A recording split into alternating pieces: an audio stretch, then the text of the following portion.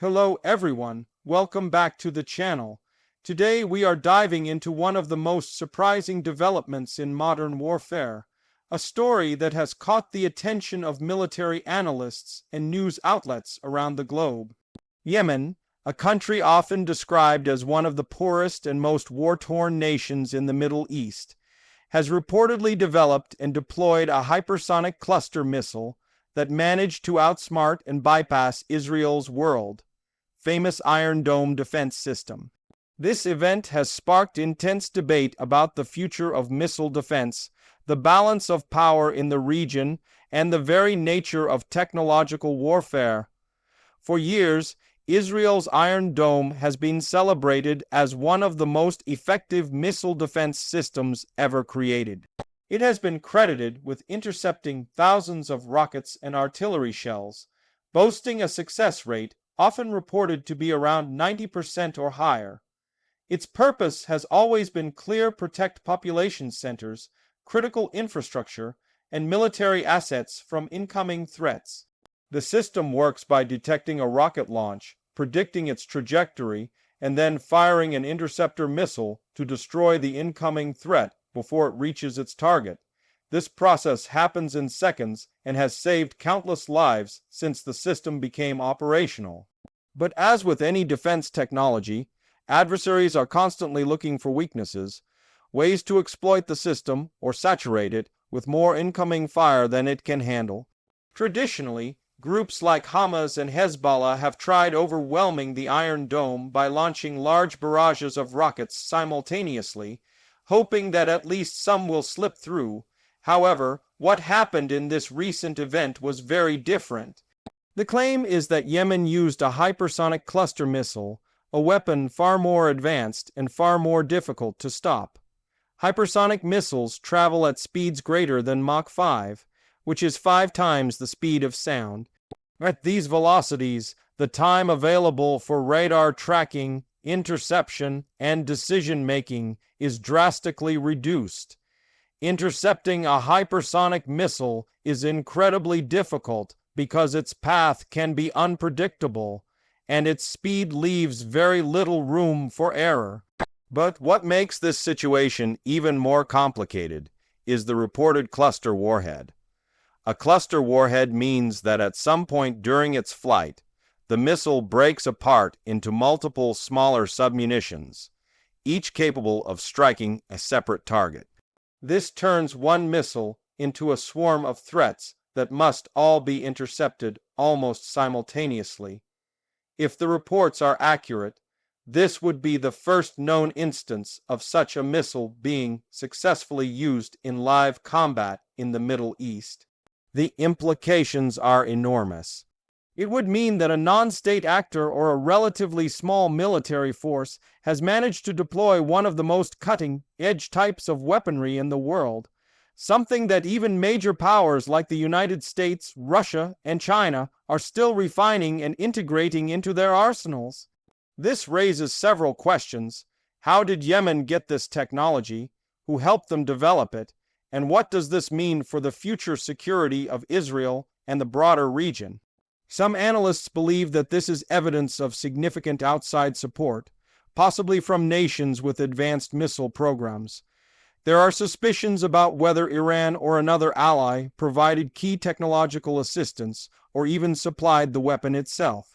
Iran has been developing increasingly sophisticated missile technology for decades, including drones, cruise missiles, and now potentially hypersonic systems. If Yemen is now fielding these weapons, it means the balance of deterrence is shifting. The Iron Dome was designed primarily to intercept relatively slow, short-range rockets and artillery shells. It has been incredibly effective against those threats, but it was never meant to handle hypersonic projectiles. Systems like David's Sling and Arrow 3 are part of Israel's layered defense system, aimed at intercepting more advanced ballistic threats. However, even those might struggle with hypersonic glide vehicles or cluster payloads that maneuver unpredictably.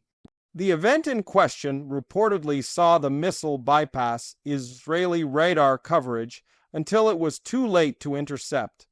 The multiple submunitions then struck with devastating accuracy, causing damage that shocked observers. This incident is not just about military hardware, it is also about psychological warfare and perception. The Iron Dome has been viewed almost as an impenetrable shield by the Israeli public and its allies. Any successful strike that bypasses it has a profound impact on morale, public confidence, and political decision making. For adversaries, such a breakthrough is a propaganda victory. They can claim that no defense is perfect, and that they have the ability to hit back no matter how advanced their opponent's systems are. Internationally, this development is being closely watched by military planners and defense contractors.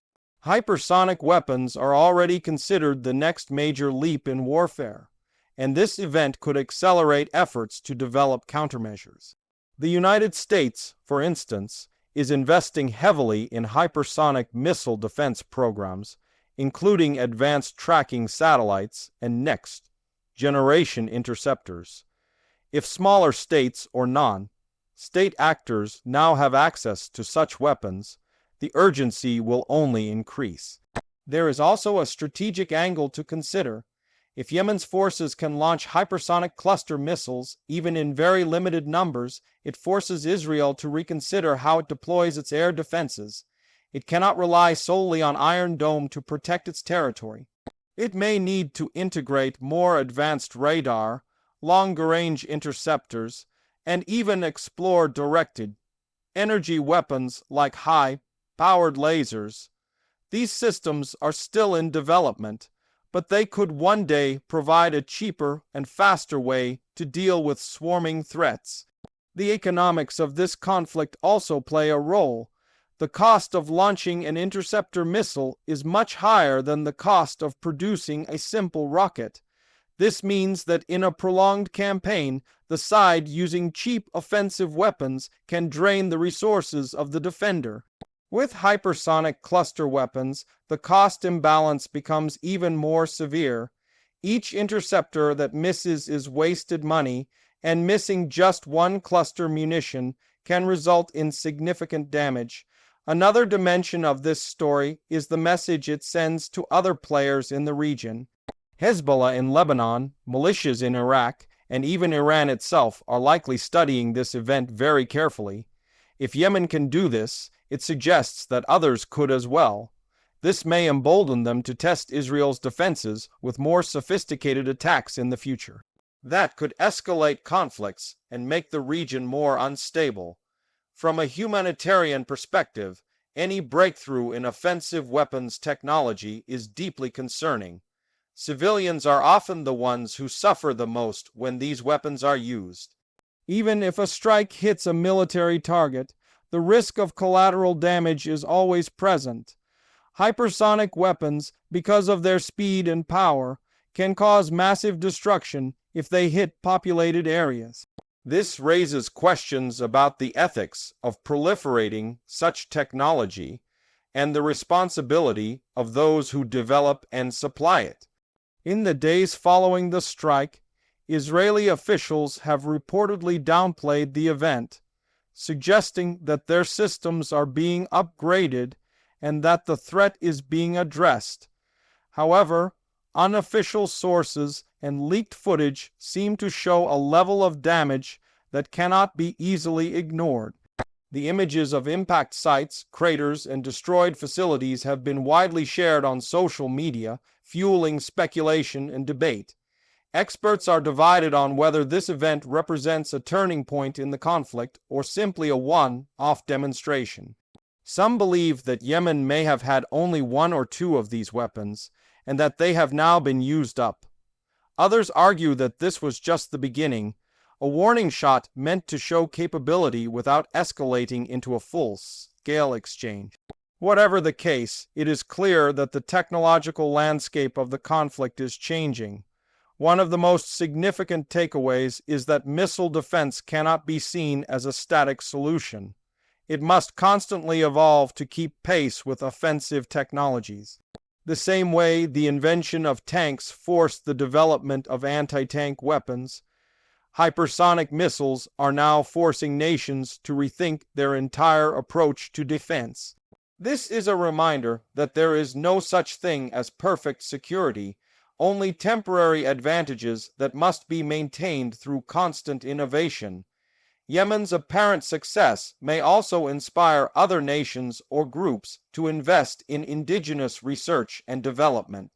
The idea that a country under blockade, suffering from economic collapse, and embroiled in civil war could produce such a weapon sends a powerful message about the accessibility of advanced technology. It may encourage a new era of asymmetric warfare, where even small states can threaten much larger powers through ingenuity and unconventional tactics. Looking forward, the challenge for Israel and its allies will be to close the gap before this becomes a more widespread threat. This will involve not just better interceptors, but also better intelligence to detect launches before they happen, improved early warning systems, and closer cooperation with allies.